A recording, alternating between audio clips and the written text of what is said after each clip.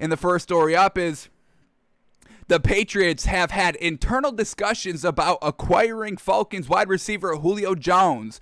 Okay, all right, they've had internal discussions. Okay, we're going to get in the article in a second and see if there's any really kind of meat or substance in this article, or is this just a clickbait headline? Because we haven't really heard about the Patriots. Well, let's first of all say this. I mean, we really haven't heard any team really being like, we don't even know if Julio Jones is going to get traded. First of all, he could get traded after June 1st. But we also haven't really heard of any team really, making a big push or, coming out and really being like, oh yeah, we've got a really good chance. We haven't seen Julio Jones talk out and be like, hey, I actually want to go here. So we have like no real indications whether Julio Jones wants to get traded, and really any teams that may have wanted to trade for him. We haven't really heard about this. The only reason we are talking about Julio Jones right now is because a day or two before the draft, or maybe even on draft day, I'm forgetting the actual day, but Adam Schefter comes out and says, hey, if the Falcons get rid of Julio Jones after June 1st, they save a lot of money towards the cap. So that's where this narrative and this story is coming from, just based off that one tweet alone, and now we are getting closer to June 1st, so the story is once again resurfacing. We also just saw DraftKings released the odds. Let me bring that up. We just talked about it yesterday on the show. But DraftKings released the odds of where Julio Jones is going to be playing in this season, 2021, with Atlanta being number one. And then we also see New England on this list. So New England at plus 700. So another, maybe New England saw this and now these stories are coming out, or maybe this story is backing up the odds of New England plus 700. So let's see what we get in this article right here. Any concrete information? I mean, it's just internal discussions. I mean, what are you classifying as internal discussions? Because if an internal discussion is this, coaches just kind of talking like, oh, you heard, the Falcons could save a lot of money if they trade Julio Jones after June 1st. Oh, really? We should go get him. Yeah, we should. And then they go back to business. Now, if that's an internal discussion, I can guarantee you every single team has had an internal discussion, so this is a nothing burger. But let's see what we get here in this article. Short article, like 4 paragraphs, so I'm assuming nothing good. But let's read in what we get. So here we go. The Falcons have been listening to trade offers on Julio Jones for some time. Count the Patriots among those kicking the tires on acquiring the perennial Pro Bowl wide receiver. The New England has had internal discussions about Jones, NFL Network's Mike Giardi reported.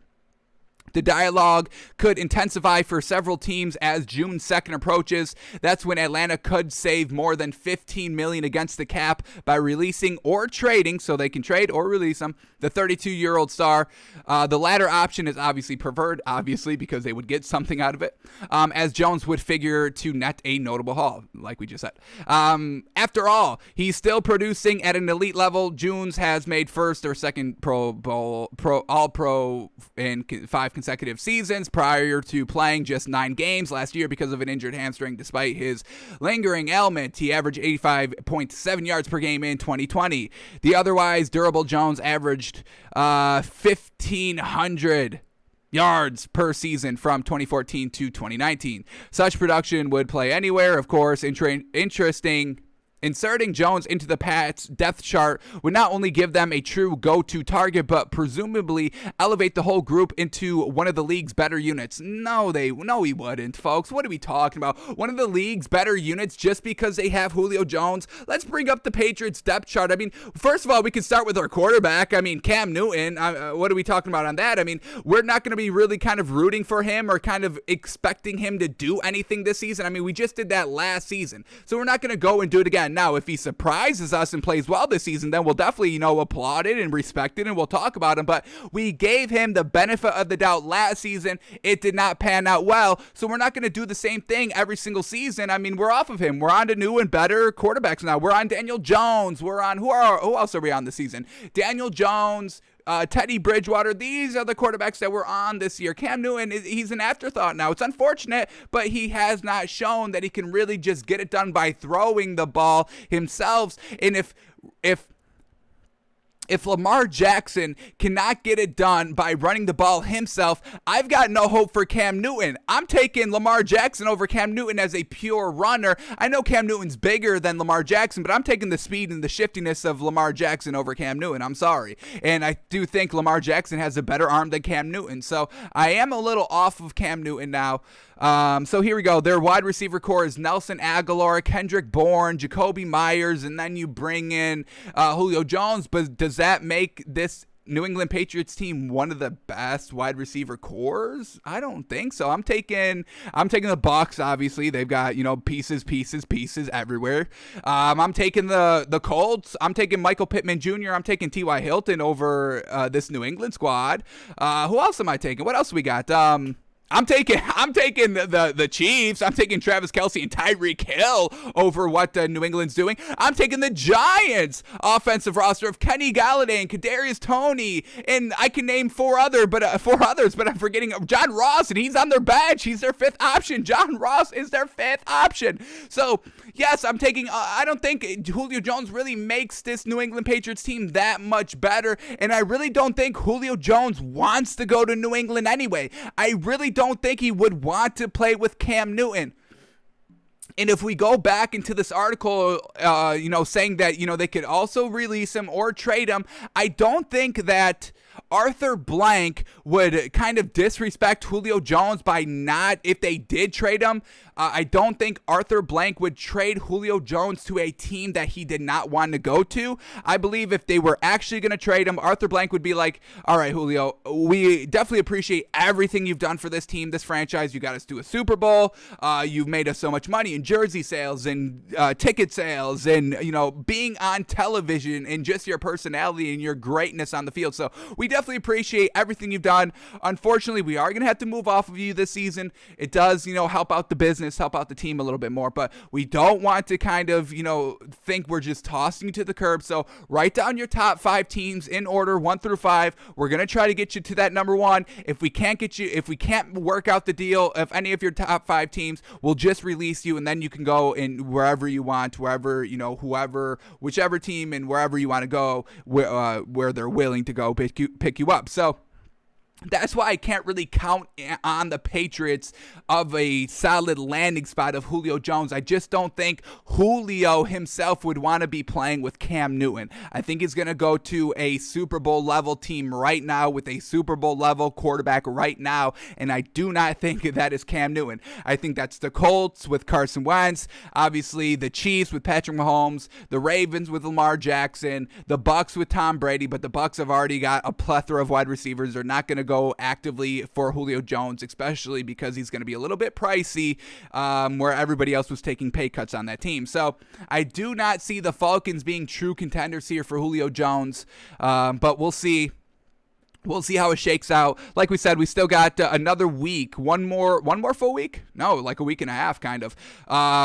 We've got, basically a week and a half, not this Wednesday coming up, but next Wednesday, that's June 2nd, where if anything happens with Julio Jones, that's when it's going to begin to start happening. So we still got about a week and a half to kind of collect all this data to see what's actually going on with Julio Jones. But, I don't really know about, Patriots having internal discussions. Didn't really get anything in this article. So, I really don't see him going to the Patriots. I think this is kind of a fake story, or just a story just to say it to get content out there. But I do not see Julio Jones going to the Patriots in any form. Trading, I don't think he gets traded there, and I don't think if they cut him that he just willingly goes to the Patriots.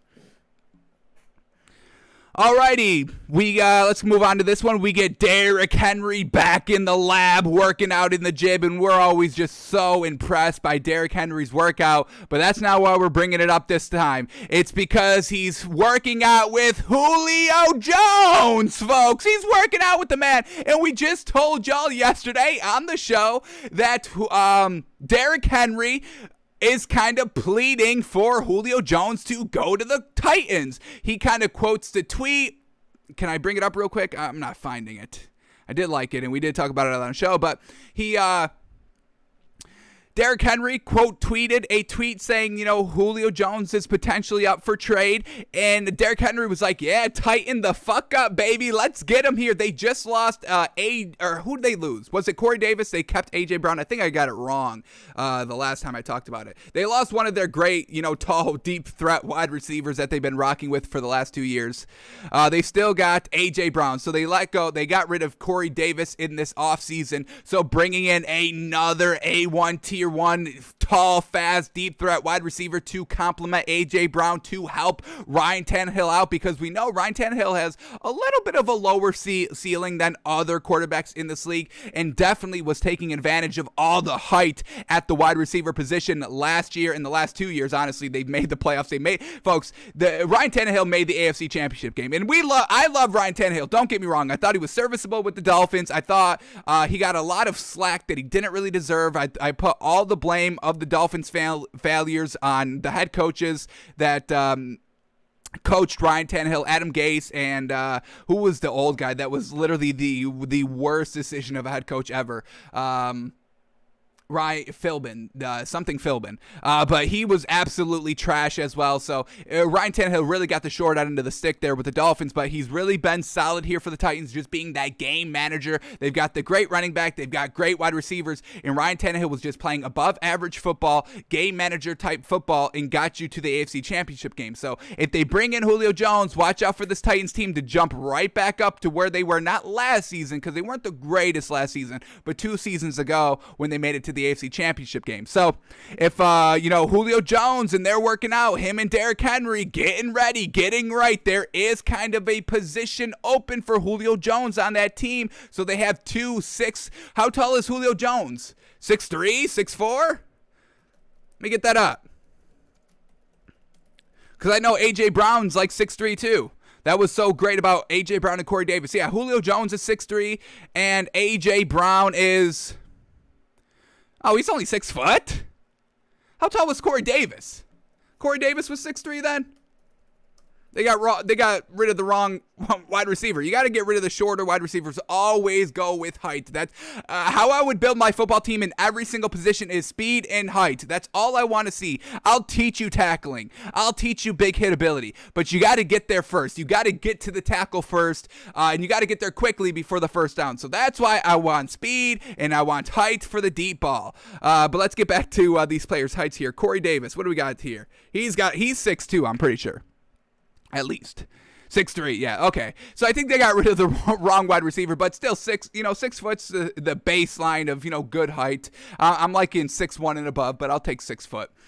So yeah, I mean, they'd still have nice tall wide receivers, bringing in this A1 tier 1 Hall of Fame level deep threat in Julio Jones, and then you got the freaking Derrick Henry to still worry about. Oh my goodness, the play action is going to be unstoppable, and we know that's what Ryan Tannehill loves. Ryan Tannehill is one of the best kind of throwers of the football on the run. It's Russell Wilson and Ryan Tannehill. They both throw so great on the run. Play action, spinning out right, launching it, twisting their hips, getting it right, throwing it 45, 50 yards down the field on the run, on play action. It's fantastic. So it would be absolutely almost unstoppable, unguardable, having to play Derrick Henry, having to play Julio Jones, having to play the fake ability of the play action with Ryan Tannehill, the out of the pocket passing, on the move passing of Ryan Tannehill. It may be a little bit too much, and it could put the Titans at the top of the AFC, honestly, if the defense is going to pan out like we think it is going to be this season. So Julio Jones and Derrick Henry are working out. Derrick Henry said, I wanted you. Next day, they're working out together. I'm going to take that as a little bit of a hint and say that Julio Jones is very interested in Derrick Henry's offer to team up in Nashville. So we'll see. Like we said, I mean, we've still got a week and a half before any news about Julio Jones really is going to be solidified and confirmed and all that. But, we can always kind of dig through some of these other kind of, circumstantial evidence. I love circumstantial evidence, folks. I would convict based solely on circumstantial evidence. That's all I care about. I'll make my own conclusions. Give me the evidence here. So Derrick Henry and Julio Jones are working out together, folks, and that's no bueno for the rest of the league. I'll tell you that.